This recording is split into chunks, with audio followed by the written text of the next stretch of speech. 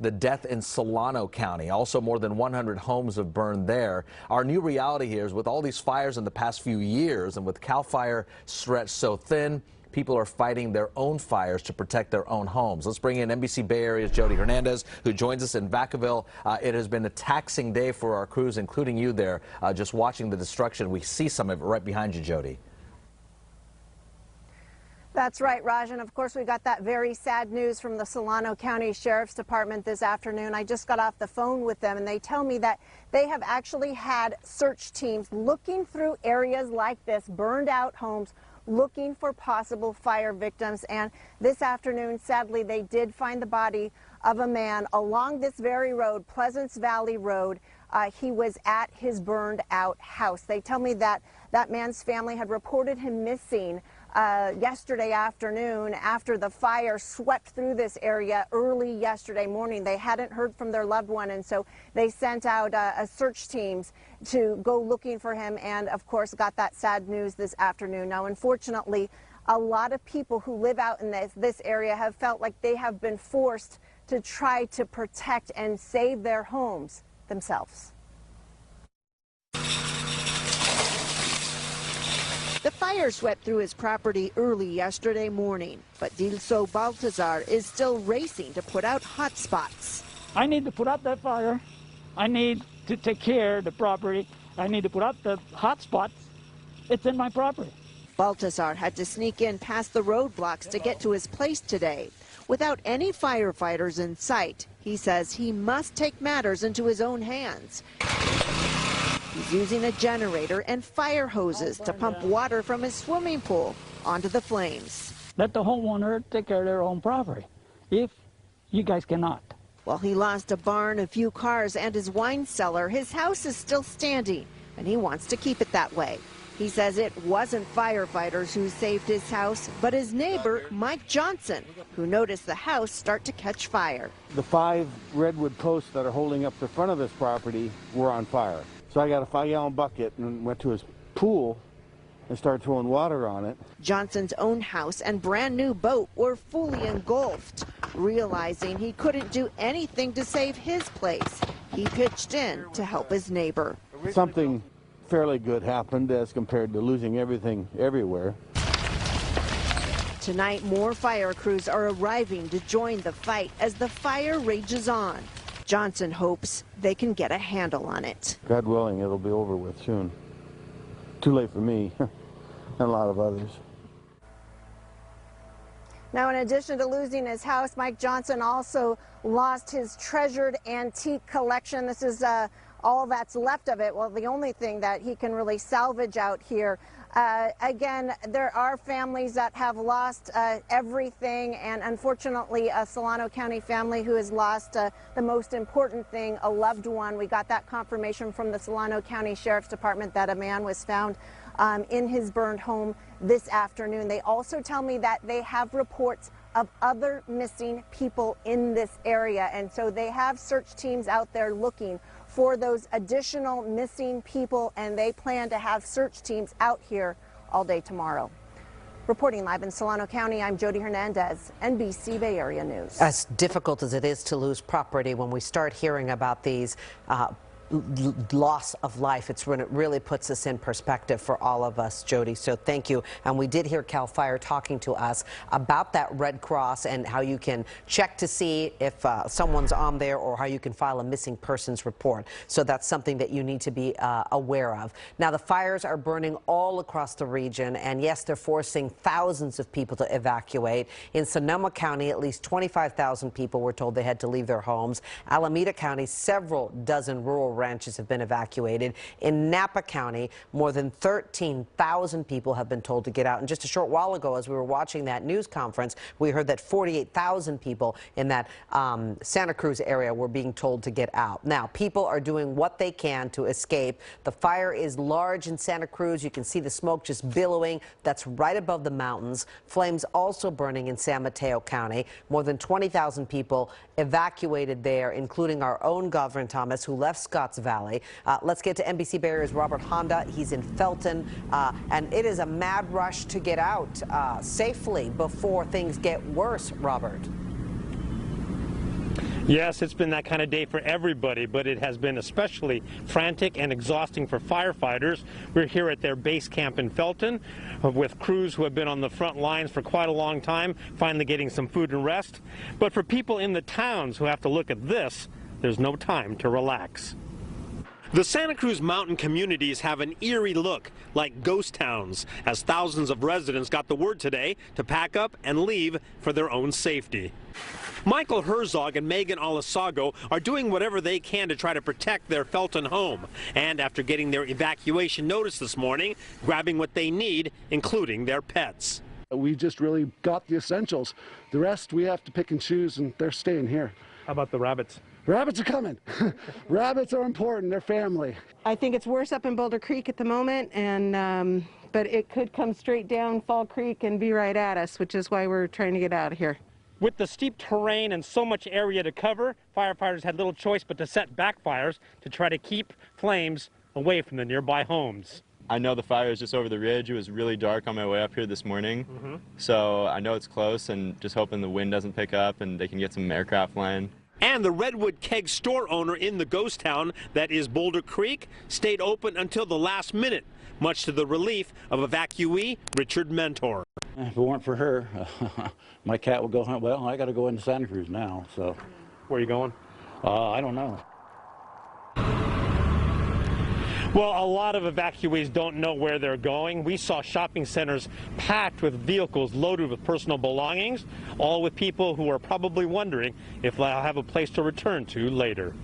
Live in Felton, Robert Honda, NBC Bay Area News. And that is such a sinking feeling. All right, thank you, Robert. Also helping with the firefight in Sonoma County is this. It is a super tanker, a 747 super tanker. We spotted it dropping retardant earlier this afternoon in that area.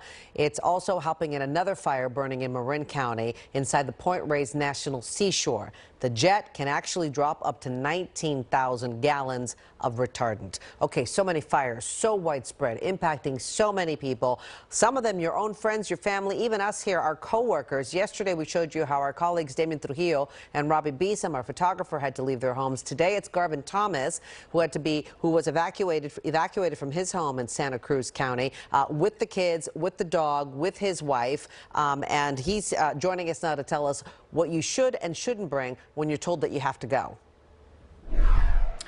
So, as we're recording this on Thursday morning, the closest part of the CZU fire to our house is just about 4 miles in that direction. By the time you see the video, we'll likely already be out of here in a mandatory evacuation, so we're taking what time we do have to get prepared. So, what should you bring?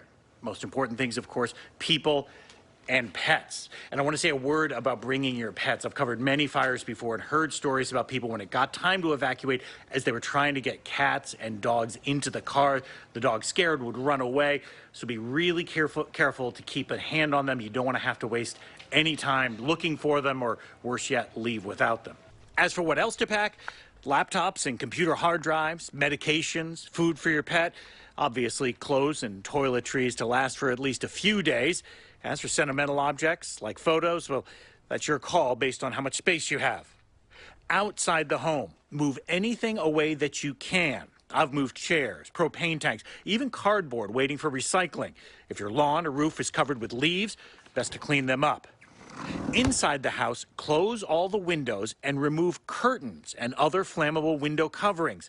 Radiant heat from the fire can travel through the window and catch them on fire. Also, move furniture away from the windows for the same reason.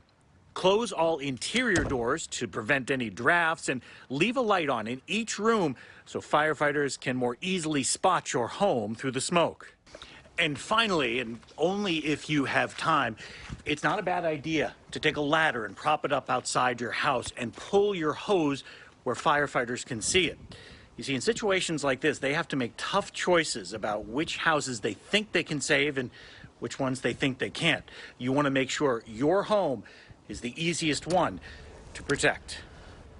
Okay, Garvin is joining us now. Boy, that was a lot to think of. I know that you left when it was just a warning, but did you have a little bit of a sense of panic as you were doing all this? And I know you've covered it, but you've never been on the other end where you're the one actually leaving. never been on that end. But you know, one thing I would say is the situation we're in now. We had plenty of leeway. We had plenty of lead time for this. We knew a good day ahead that eventually we were going to evacuate. So there didn't need to be that panic because we had plenty of time to pack the car, to go through the house and get the house prepared. So we were lucky. And as I said in the video, obviously by the time you see it, we will be evacuated. Just the news conference we were airing at the top of the newscast, that's when we got the word that our warning had turned into an order. So officially now we have been evacuated from our home.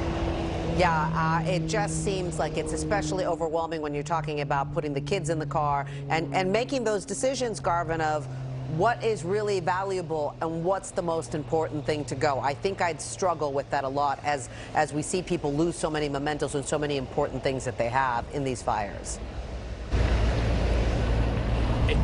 You never realize just how small your car is when you have to make those decisions. There is so much as you walk around the house that you would love to get, and you really have to be careful and be selective and say what are the things that we can replace and what are the absolute things with sentimental value that we could never replace. And those are the kind of decisions you're forced to make in a relatively quick amount of time, and those are never easy. Yeah, and the things you really can't replace are you and your loved ones.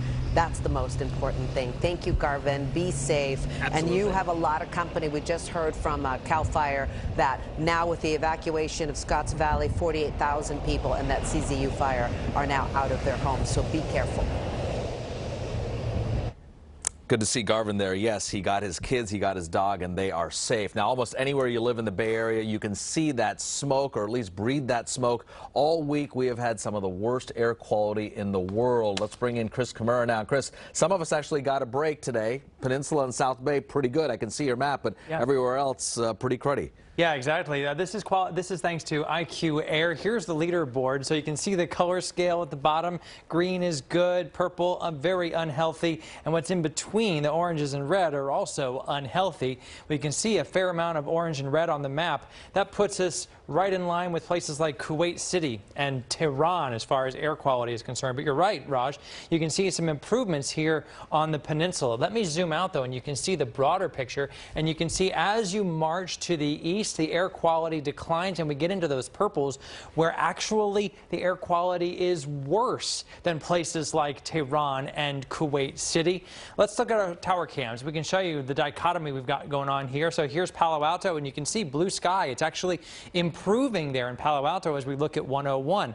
Let's move to the north, though. We can look at the Golden Gate Bridge looking to the north where there are fires to the north, and that's not fog, that is smoke. And we have seen declining numbers in places like Mill Valley. On this map here, it's in red and in orange in Mill Valley.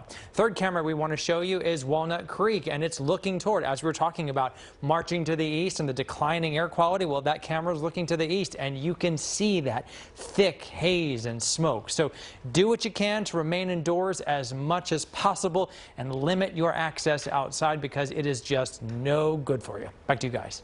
Good map, good information there. And we bring in Jessica and Rob Maeta now to talk about our forecast. Have we thought about now, because we do this every year for the last 10 years seemingly, people might start thinking about where they want to buy their homes, because if we're doing it in Solano County and the North Bay and parts of the South Bay year over year, this might start impacting just how we want to live around here, because things don't seem to be getting any better.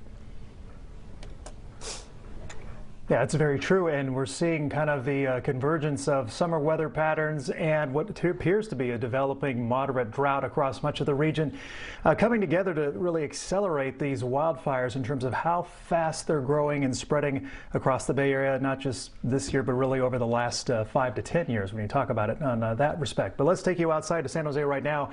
What you're seeing is a lot of upper-level smoke. The air quality at ground level around San Jose, as Chris pointed out, a little bit better today, but let's take you into the smoke plume. There's Mount Osa there. That's in the SCU Lightning Complex fire, the big towering clouds you see near Mount Hamilton. And this is a view in the Santa Cruz Mountains where we're probably seeing the most active weather on the fire lines. Our Storm Ranger is fired up at the station there in San Jose, scanning out towards the south and west. And you can see there right between Ben Lomond and Felton, the yellow and dark green you're seeing there is strong activity on this particular fire, where it's very likely heading from Ben Lomond towards Scotts Valley. And you can see the ash heading down towards Santa Cruz. Temperatures did cool down, but the wind still out of the west-northwest at 17. Similar winds up on the hills there east of San Jose, 84 degrees, still hot temperatures. up towards Napa County and Solano County.